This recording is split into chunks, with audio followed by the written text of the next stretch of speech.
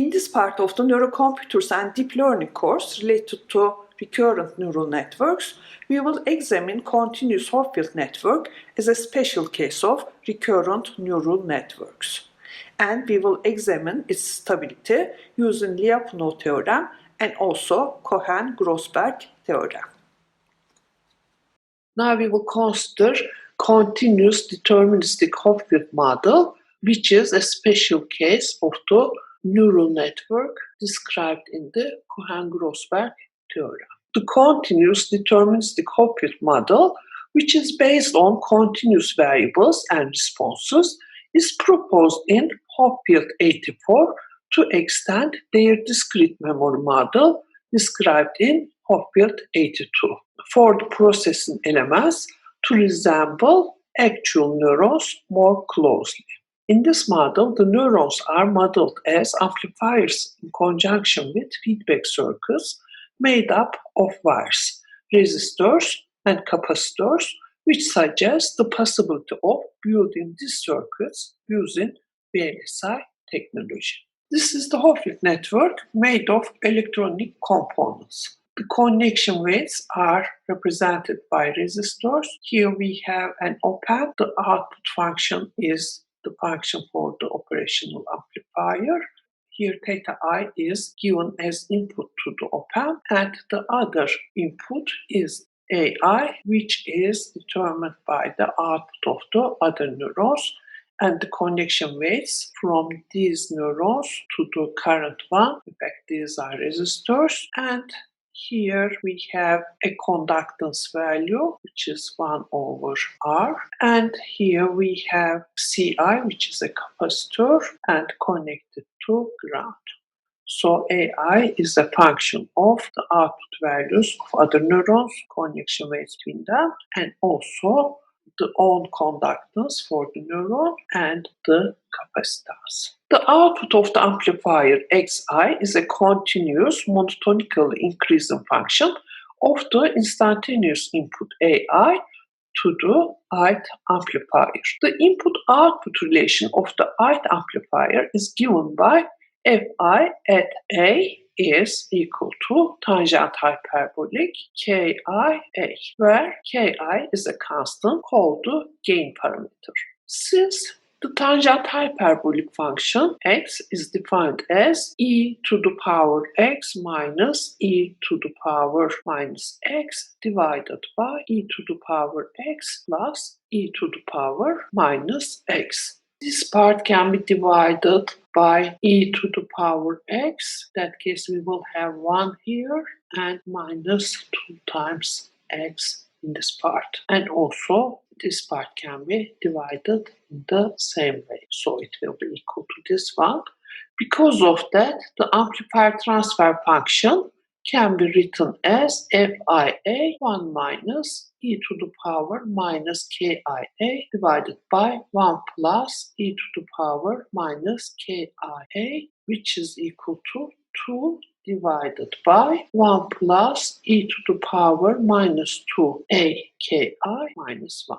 This is as given in equation 1 to 8 with k prime equal to 2k, but shifted so that to have values between minus 1 and plus 1. By sigmoid function having value between 0 and 1, tangent hyperbolic have values between minus 1 and plus 1. In the following figure, the transfer function is illustrated for several values of k. This function is differentiable at each point and always has positive derivative. In particular, its derivative at origin gives the gain I, that is, Ki is equal to the derivative of Fi with respect to dA, where A is equal to 0. So Ki is the derivative at origin. This is the output function used in the Hopfield network. If Ki is going to infinity, corresponds to this function similar to threshold function. The amplifiers in the Hopfield circuit correspond to the neurons. A set of nonlinear differential equations describes the dynamics of the network. The input voltage AI of the amplifier I is determined by the equation. Ci dAit dt is equal to minus 1 over Ri Ait plus for each j, the connection weight from j to I, the output of the j neuron at activation Aj at time t, plus the theta value for the neuron I.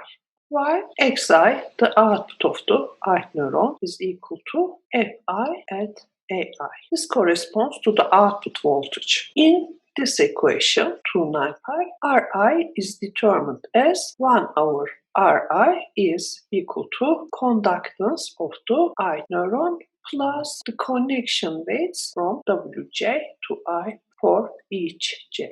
The state of the network is described by an n-dimensional state vector where n is the number of neurons in the network. The ith component of the state vector is given by the output value of the ith amplifier taking real values between -1 and 1 due to the tangent hyperbolic output function. The state of the network moves in the state space in a direction determined by the above nonlinear dynamic equation, this dynamic equation.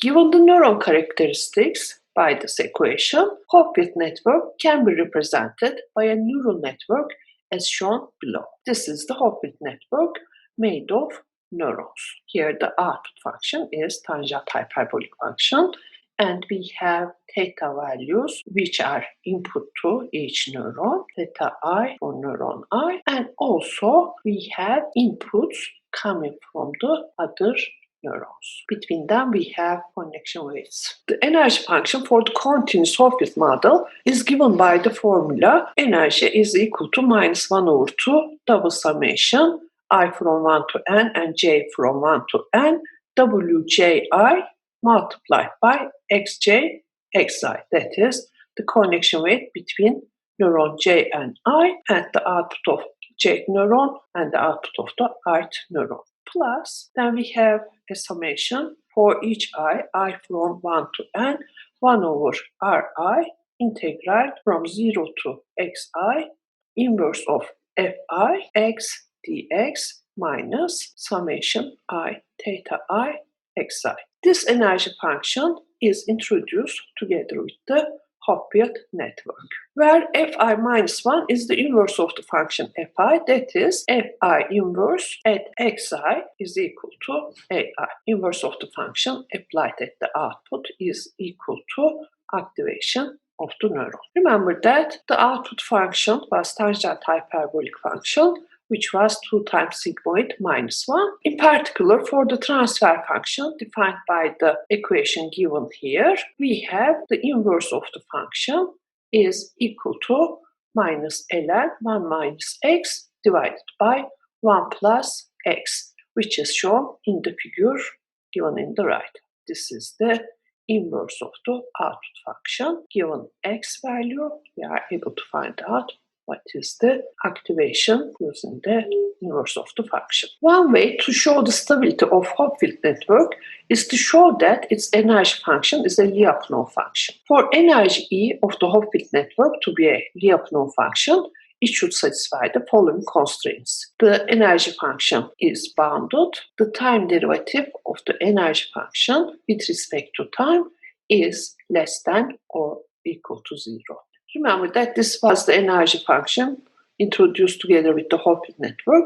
Because the function tangent hyperbolic A is used in the system as the output function, it limits the state variable to take value between -1 and 1. That is, the output for any neuron I is between -1 and 1. Furthermore, because the integral of the inverse of this function is bounded, if xi is between -1 and +1, the energy function given by this equation is bounded. Because this integral is bounded and also these output values are bounded, because w values are fixed, then we have this summation bounded. So we have shown that the first condition for being Lyapunov function is satisfied here. When the connection weights are symmetrical, the time derivative of the energy function can be reorganized such that it is equal to minus summation on each I value, Ci, which is a positive value, the derivative of the inverse of the function with respect to x, because this is monotonically increasing function, this is always positive. And also here we have dxi over dt square, which is also a positive value. Because of that, if we consider all this here, each term is positive, so summation is positive. Because we have a minus here, the time derivative of the energy function is negative. Therefore, if we consider all this, the time derivative of the energy function is less than equal to 0.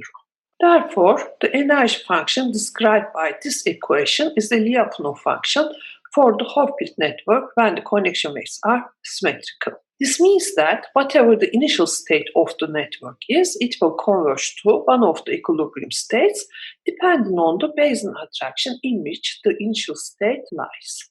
Notice that this was the differential equation describing the dynamic of the continuous Hopfield network. And we have shown that the given energy function is a Lyapunov function for a network with this dynamic. Another way to show that the Hopfield network is stable is to apply the Cohen-Grossberg theorem given previously. For this purpose, we reorganize this equation as follows. Notice that here we have the time derivative of the activation, and this C is here, 1 over Ci. And here we have this value here, and then theta I is written there, and minus, here we have summation, and again minus. Minus minus is plus as here, and this is the Fj, Aj, T. So this is reorganized. Remember that this was the differential equation describing the network in Cohen-Grossberg theorem, and this one is the differential equation for the Hopfield network. If we compare these two, then we recognize that, in fact, Hopfield network is a special case of the system defined in Cohen-Grossberg theorem. If we compare, we see that here Wji is corresponding to minus Wji here, and alpha I is corresponding to 1 over Ci in the second equation in the Hopfield network. And the function beta I given here in the Cohen-Grossberg is as minus 1 over Ri Ai plus theta given in the Hopfield network. Three conditions were necessary for the network in the Cohen-Grossberg theorem to be stable. The first one was symmetry. Because the connection waves in Hopfield network is symmetrical, their negative is also symmetrical. That is, minus Wij is equal to minus Wji. It satisfies the non-negativity because alpha I Ai, which is corresponding to 1 over Ci, this is greater than 0. And monotonicity because of the time derivative of the output function, which is tangent hyperbolic Ka. In the Hopfield network, this is greater equal to 0. So these three conditions for the Cohen-Grossberg theorem are satisfied. Therefore, according to the Cohen-Grossberg theorem, the energy function is defined as, this is the energy function defined in the Cohen-Grossberg theorem. So this energy function is the Lyapunov function of the Hopfield network.